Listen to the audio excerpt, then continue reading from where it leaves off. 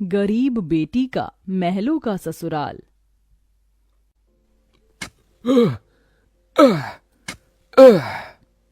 तपती धूप में वह गरीब किसान खेतों में फावड़ा चला रहा था। उसके माथे से तर तर पसीना बहे जा रहा था। तभी गंगा गमछा उठाकर पिता का पसीना पोंछती है। बाबा, आपके माथे से कितना पसीना बह रहा है। आप थक भी गए हैं, थोड़ी देर आराम कर लो। फावड़ा मुझे दो। गंगा को खेत में फावड़ा चलाते देख सेवक राम की आंख भर आती है। मेरी गरीब बेटी के जिन हाथों में मेहंदी लगनी थी, उन्हीं नाजुक हाथों से मेरी गंगा सख्त फावड़ा चला रही है। तू एक गरीब की बेटी को ही ऐसा भाग्य देकर क्यों भेजता है भगवान? एक गरीब के जीवन की सबसे बड़ी दुविधा बेटी को ब्याहना होता है। ये कहानी है ऐसे ही किसान सेवक राम की, जो बड़ा गरीब है। उसकी दो बेटी गंगा और अंजू हैं।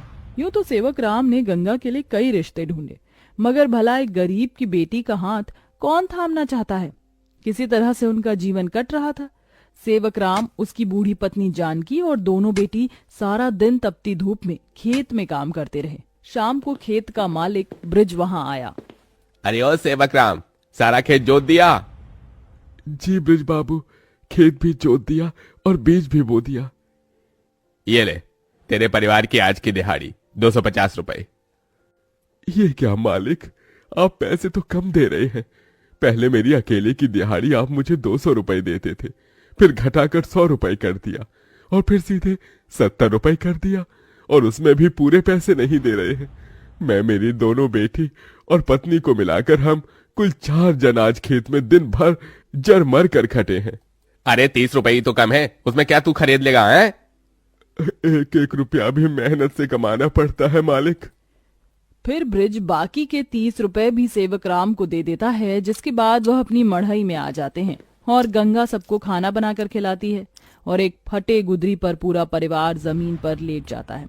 मगर एक पिता होते हुए सेवक राम चिंता में सो भी नहीं पाता। वह रात भर आंसुओं से बिछौना भिगोता है।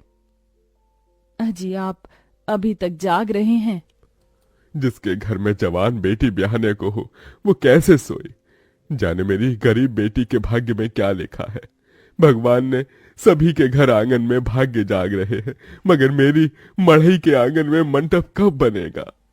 अजी, तुम चिंता मत करो, भगवान ने कहीं न कहीं जोड़ी बनाई होगी। सेवक राम का यही दुख कम न था। अभी तो और भी कठिनाई आने को थी। अगले दिन जब चारों खेत में पहुंचे कि तभी। क्यों रे सेवक, कल तू 30 रुपए के लिए पाठ पढ़ा रहा था, अब क्या करेगा? क्योंकि ये सारी की सारी जमीन तो पृथ्वीराज जी ने खरीद ली। तभी अंजू ने गंगा से कहा, दीदी, अब हम क्या खाएंगे? खेत बोकर ही तो थोड़े बहुत पैसे मिलते थे।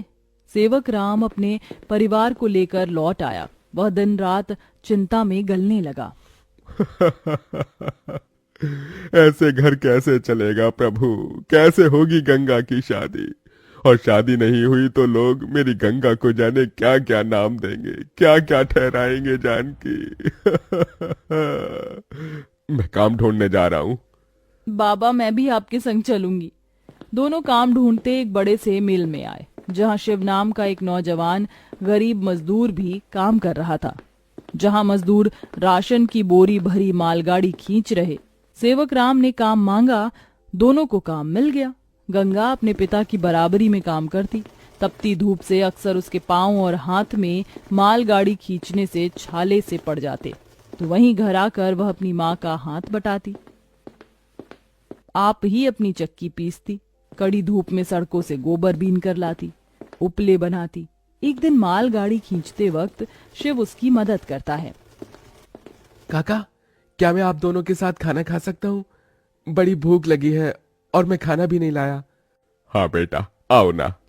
ये कहते हुए गरीब गंगा अपने प्याज और रोटी में से उसे भी देती है और हिचक से भरकर कहती है, माफ कीजिएगा, आपको खिलाने के लिए हमारे पास कोई पूरी पकवान तो नहीं है। जो है यही खा लीजिए। शिव वह रूखा सूखा भी हंसकर खाने लगा। अब अक्सर शिव उनकी मदद कर देता। उसकी अच्छाई गंगा के मन को भाने लगी और एक दिन शिव ने कहा, काका, अगर आप मुझे इस काबिल समझे तो मैं आपकी बेटी का हाथ थामना चाहता हूँ। बेटा, मेरी गरीब बेटी को तुम जैसा मेहनती जीवन साथी मिलेगा। मुझे तुम पसंद हो बेटा। गरीब सेवक राम की दिली इच्छा तो थी कि गंगा को बड़ा और अच्छा घर द्वार मिले, मगर उसके मन में शिव को लेकर भी एक संतोष था।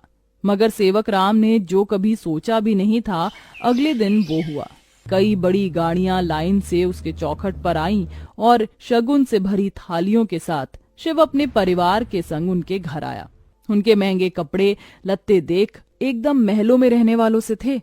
शिव के संग उसके माता पिता पृथ्वीराज, वसुंधरा और बहन योगिता थी। अंजू ने उन्हें देख तपाक से बोला, अरे बाप रे, ये तो राजा महाराजा से लगते हैं। अजी आपने तो कहा था शिव गरीब घर का लड़का है। शिव बेटा, ये सब क्या है? यही मेरी सच्चाई है काका। माफ कीजिएगा, मैं मजदूर या गरीब नहीं था, बल्कि महलों का बेटा हूँ। मगर मुझे एक ऐसा जीवन साथी की खोज थी जो मेरा धन दौलत देखकर मुझे ना अपनाए।